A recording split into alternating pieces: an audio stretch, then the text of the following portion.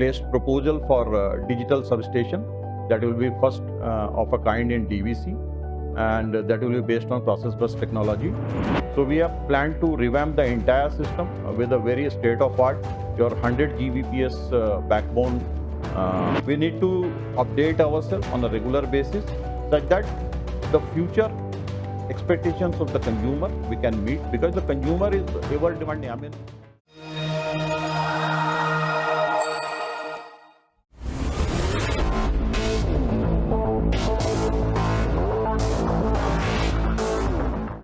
Welcome, friends, again with a new episode of Vikas की बात DVC के साथ.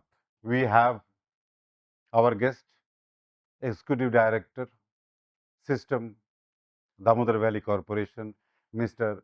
D.K. Singh. स्वागत है सर आपका. thanks, Rajiv. Sir, the first question from our side, I would like to request you to explain the role of System Group in DVC Vision 2030 plans. DVC system group deals with three major aspects of DVC's business. First one is transmission and distribution of power.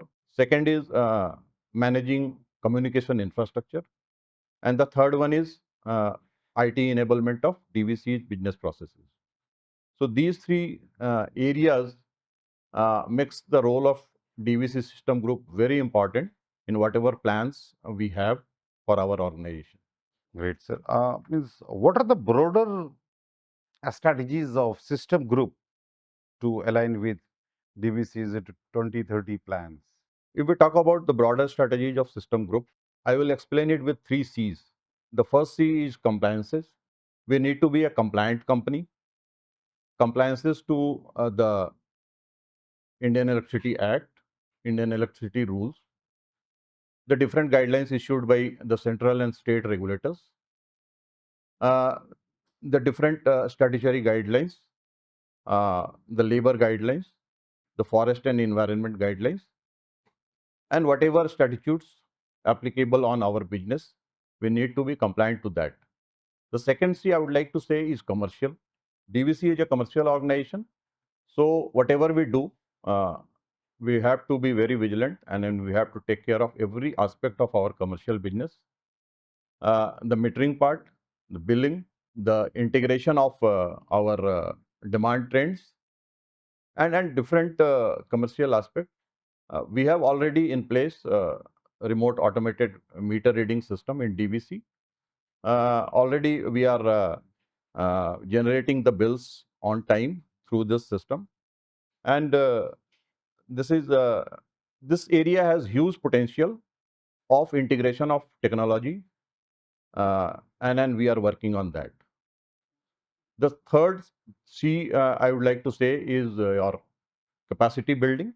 Capacity building in the area of project planning and implementation, capacity building in the area of asset management, and whatever we do, every aspect, the new avenues of businesses we find in the area of communication infrastructure. Already we have started the auctioning of our spare fiber cores. So every area of our business opportunities available to us that we need to tap. But by the end of the year 2030, DVC is going to enhance its thermal capacity or renewable capacity. Means in totality, the generating capacity to a very high level, more than 15,000 megawatt. And all the power needs to be evacuated from power plants and solar panels. So, and your department will be playing a vital role in those evacuations. So, what are your plans to make a balance between supply and load demand? So very pertinent to achieve the vision 2030 of DVC. So as I said, the DVC has planned for 16,000 megawatt plus generating capacity, and it will include both conventional and renewable energy sources. And apart from that, actually, we are going for many of the long-term bilateral PPA arrangements also with different agencies, developers, and other generating companies. So altogether, it will go beyond 20,000 megawatt by that time. So to handle that power, actually, we need to strengthen our grid, And then for that, actually, we need to plan both way, strengthening of our existing system and addition of new grid elements, new substations, new lines. So already we have plans for strengthening our existing infrastructure. We are operating our existing lines through reconductoring by using STLS conductors. That is one way of operating our existing corridors. And apart from that, we are also planning a number of new substations. Already we have plans for Gola 400 kV. We have plans for Ramkanali 400 kV. We have plans for many 220 kV substations at Ramgarh, Panagarh, Mejia B, this Kalyaneshwari B. Apart from that, some more load growth areas are being identified at Giridi, at Kumardubi. There also we are doing the studies for adding more substations. So we have to work on the both part, your strengthening of our existing system and adding your new capacity, new grid elements to take care of the capacity. There is a one question, sir. As we are going to install some ultra critical power plants like 800 megawatt at Kodarma, at CTPS or Durgapur. Those switches will be of 400 kilovolt or 800 or something. Means All, or all higher your than that.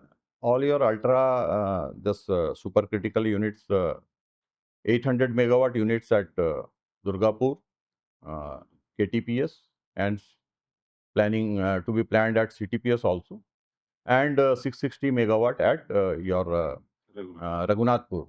Everywhere, actually, we have plans for 400 kV substations only. So we are not planning right now 765 or beyond. So, are you or your team planning to adopt some state-of-the-art technologies in some renovation or modernization or erection of something new infrastructure? Any other development in this field which you want to share? Actually, if you have to be with the time, you have to adopt new technology. And we are also having a number of plans for integration of new technologies to our system. We are planning from the design level to your O&M, every aspect of our functional areas.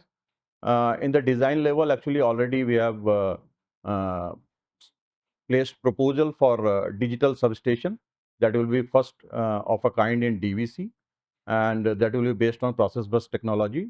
So digital substations will be in the RNM plan of BTPS, CTPS, and DTPS, and all the new substations, whatever will come in a digital substation format also. Apart from that, actually, we have plans for remote control of our entire transmission asset, right from 400 kV to 33 kV. We are working with Power Grid for that, and that is the project is called TAMS, Transmission Asset Management System. And then under that, actually, we will be not only we will be operating the asset from remote, from centralized control centers, but the centralized control centers will have all the integrations of your protection system through your remote access system, that is called RAS, and auto fault analysis system will also be integrated, that is called AFAS.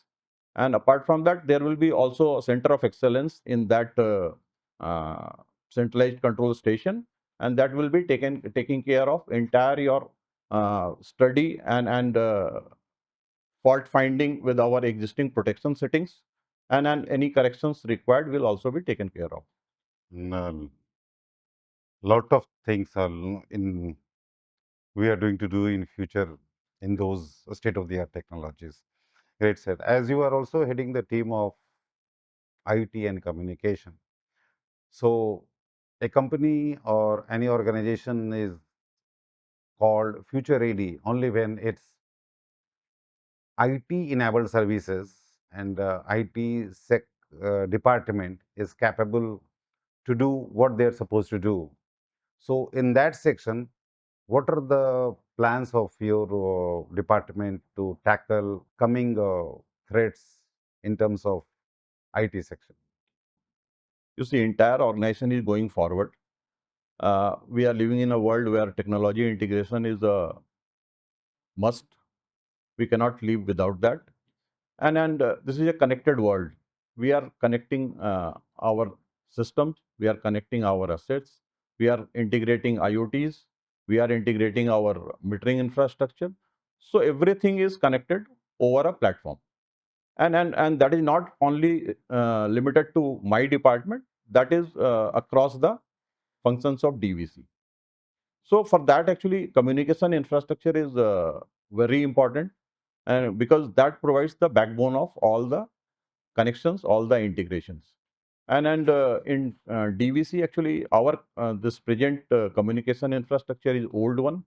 Right now, actually, we have a infrastructure that is we are taking on lease from Power Grid, and a very old, outdated OT system we are running right now.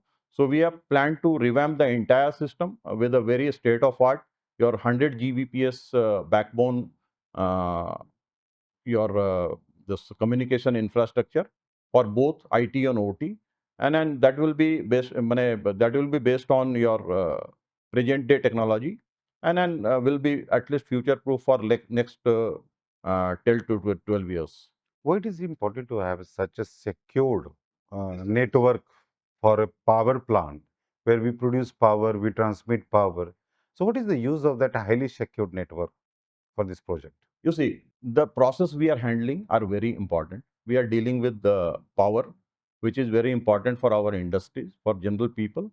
So we have to be very vigilant regarding the threat the system is facing when we are a connected system. On an integrated system, there are chances of your cyber attacks that will have a potential of paralyzing the entire system.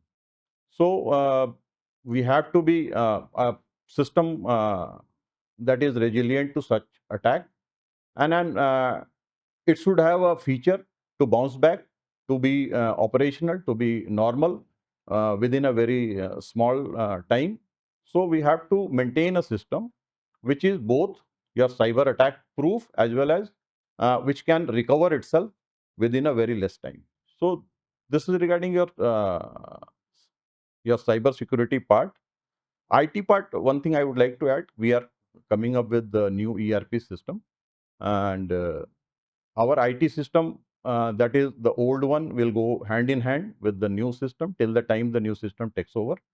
So we have to be very, on the toes, such that our business process don't Be suffer, smooth. and there should be a seamless transition from your old EBS system to new ERP system. As as we have a great network of transmission line from the voltage of 400 kV to 33 kV, and the consumers which are located in the valley area of Damodar, why should any consumer should take power from DVC? This is a very tricky question. In today's world, consumer is not only conscious about the price of the power, price of electricity. They want a whole sort of experience while being a consumer of a utility. So for that, actually, consumer you need to satisfy the consumers every aspirations, right from quality power to reliable power, of course, to a competitive priced power. And apart from that, the consumer has also your expectations of being both way communicative. You have to, take the feedback of the consumer.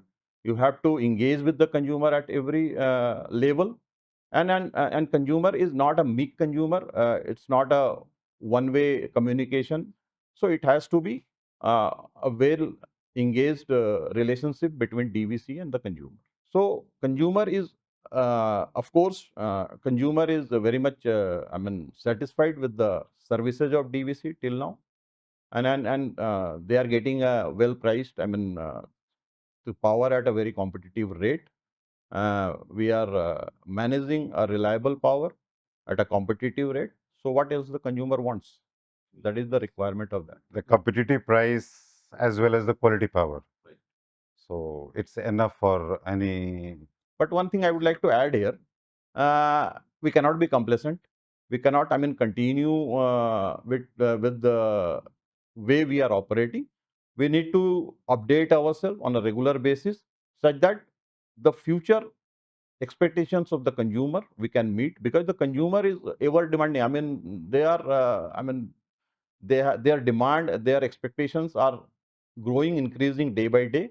So we have to be very agile, responsive to their requirement. Their feedback also helps us to grow. Yes, and we have started right now almost every month, every substation in charge is going to at least 3 to 4 consumers. They are meeting with them. They are recording the meeting through photographs. They are carrying a feedback register. They are taking their feedback, and that is helping us to see what the consumer wants, whether they are satisfied or not. At least the consumer is also seeing no, DVC is taking care of them, and DVC is engaging with them. So I think that is a good trend, and then we should continue. It's a great effort to create a good rapport with our consumers because ultimately they are. Consumers are God to our Yeah, business. exactly, sir. So it was all from Executive Director System, Damodar Valley Corporation, Mr. D.K. Singh. A lot of thanks from our corporate communication team, sir, for your valuable time.